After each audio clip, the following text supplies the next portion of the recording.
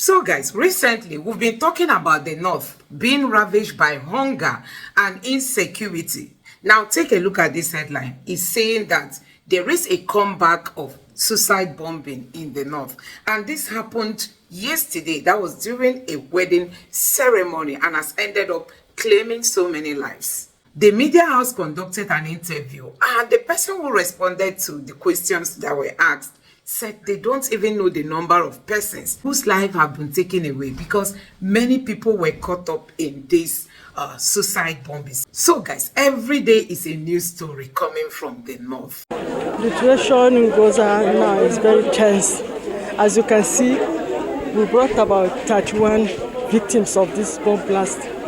We brought some yesterday, just about 12 who are not, they are still under treatment, who are not yet verified to be well, and they brought that one, but there was a curfew yesterday to this effect. But as of now, I think the situation is very tense because they are just discovering some of the victims affected. As of yesterday, most of these victims were not known to be affected because they thought it was only maybe a few injuries. So maybe first aid treatments will take care of some of these cases. But as we can see, it is very severe. So we just hope they will get well. How did it happen? We can't say exactly how it happened because it was just all of the clues, from a wedding. There was a wedding, and at the wedding, the first bomb blast exploded. And after that explosion, in the course of the burials and packing of the corpses, the second bomb blast bomb exploded, and there was another one at a distance. That is all in the same street, but at a distance. So we don't even know. We can't say exactly how this happened. This is all I can say for now. But do you have official number of those that were killed by the particular? No. We cannot ascertain the number of deaths for now, because we keep getting reports of dead people. But we just from the burial of one of them, yesterday we lost 2 here and 1 at the teaching hospital. But those that are dead now cannot be ascertained. We cannot ascertain the number of deaths for now. There were also information flying that the suicide bombers came in their large numbers. That is, but things that you cannot really testify. There is this rumor that they came in large numbers. They said and they are mostly women. They are mostly women. Because there are no men, just women. But we can't say this is their number, but we can't dictate how many.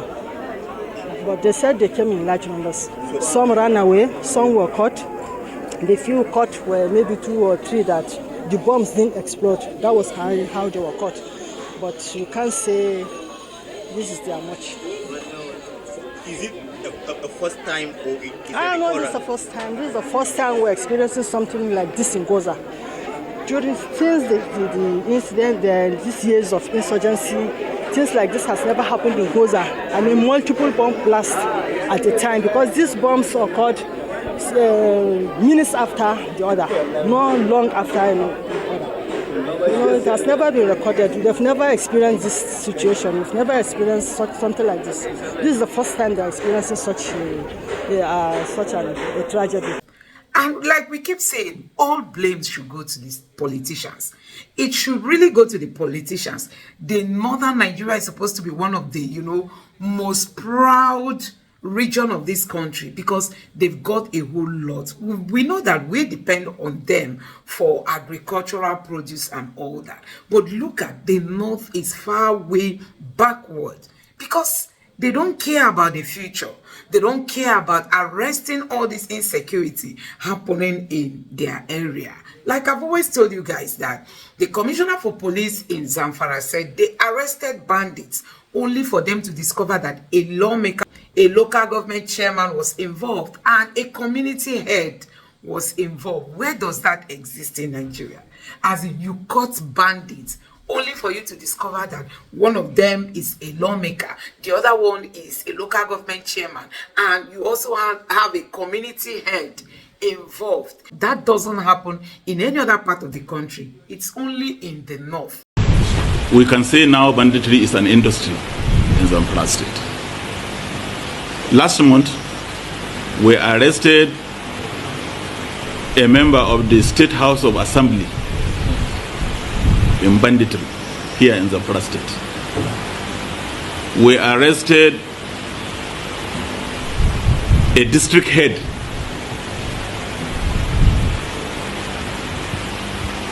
We also as well arrested a former local government chairman. So you can see that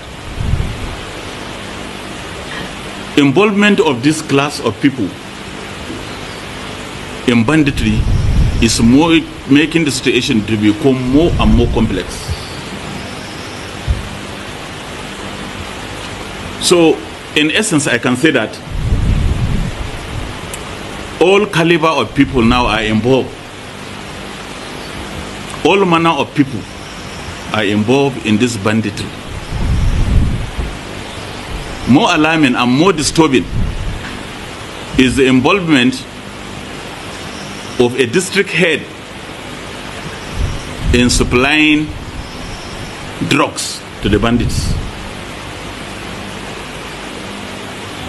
So in that respect, your presence here today, and one keeps wondering, why are the youths in the north not even speaking up? At least those of them that went to school, why are they not seeing anything wrong with all these problems in the north? You have almajiris all over the places, and nobody is thinking of even setting up a foundation to tackle the almajiri problem.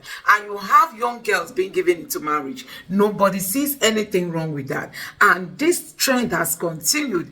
Honestly, the north is not even planning, to join the global revolution that is currently happening. So you can see this kind of headline still coming up, that a suicide bomber just went into a wedding venue and blew up herself.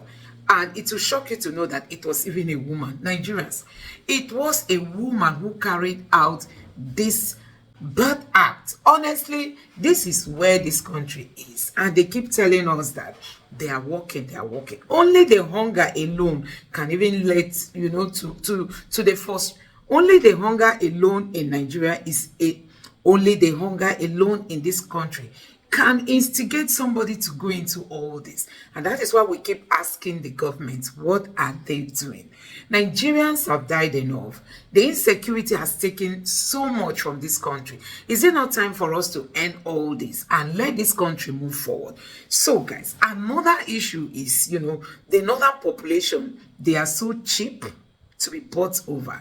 During elections now, if you give them, even if it's just 100 naira, they will vote for you. Sometimes they bring in people from Niger and other neighboring countries, just for them to thumbprint, and tomorrow they will tell you that the north gave you the most of the votes and all that.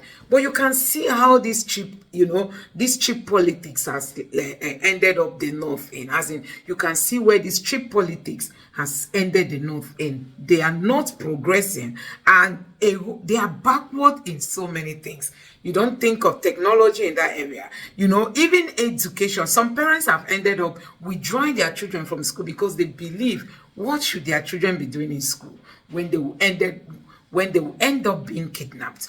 A whole lot of challenges, and the northern elites don't even see anything wrong with all this. The richest man in Africa is from Nigeria, in case you don't know, to be precise, from the northern part of Nigeria. And we have other northern elites, who have money. And during the time of Buhari so much enriched the northerners. Most of them that were nothing, they came into office. They left office with huge amounts of money. One keeps asking, what are they doing with all this? When they are not even, concentrating in helping their people, elevating, them from the hunger and poverty they are into, and making life easy for them. So guys, the north has always been known for all this kind of story. We just hope that this one is going to be the last, so that this country can move forward.